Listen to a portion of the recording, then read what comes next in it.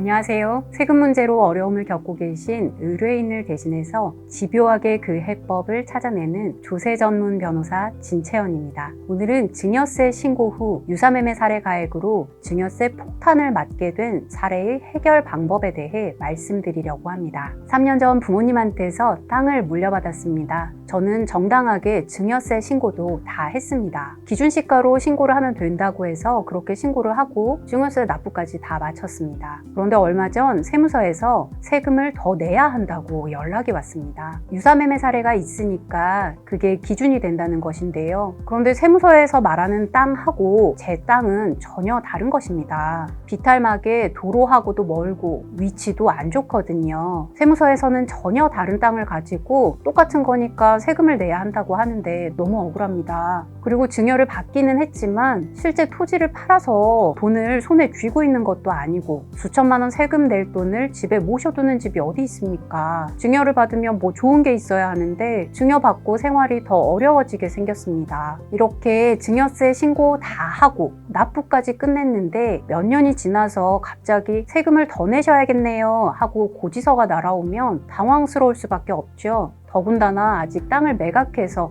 현금화가 된 것도 아닌데 수천만 원 세금을 납부해야 하는 상황이라면 당사자 입장에서는 이게 뭐가 잘못된 게 아닌가 하는 생각이 들 것 같습니다. 이러한 사례의 경우 실제 법적으로 다퉈볼 여지가 상당합니다. 우선 세법에서 증여받은 재산의 가치를 계산할 때의 기준은 시가라는 개념입니다. 시가는 네이버 검색해서 나오는 시세하고는 다르고요. 법령에 여러 가지 경우를 예시해 두고 있는데요. 그중 하나가 내 재산과 유사한 재산의 거래 가격, 즉 유사매매 사례 가액입니다. 예를 들어 증여일 전 6개월부터 증여일 후 3개월 사이에 증여받은 토지와 비슷한 토지의 거래가 있었다면 세무서는 그걸 기준으로 이 정도 값인데요 하면서 세금을 다시 계산할 수 있다는 겁니다.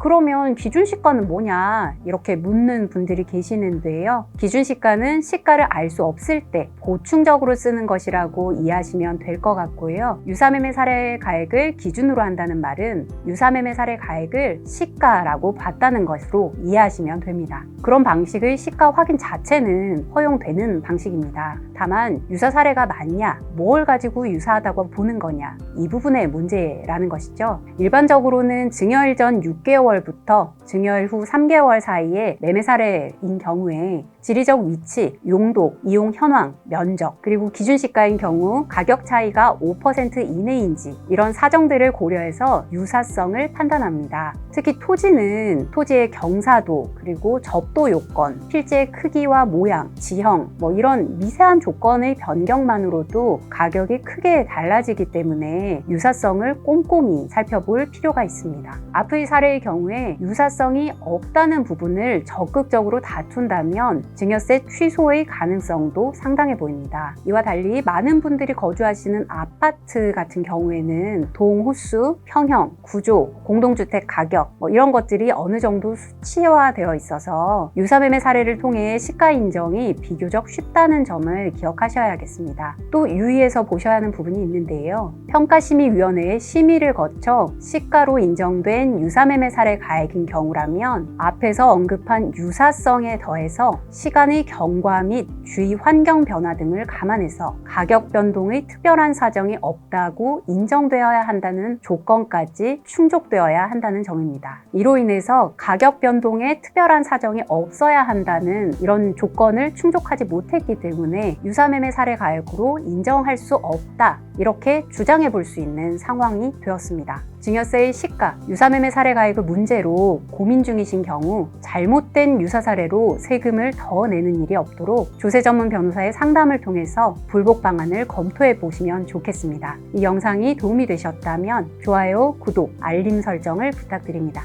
그럼 다음 영상에서 뵙겠습니다.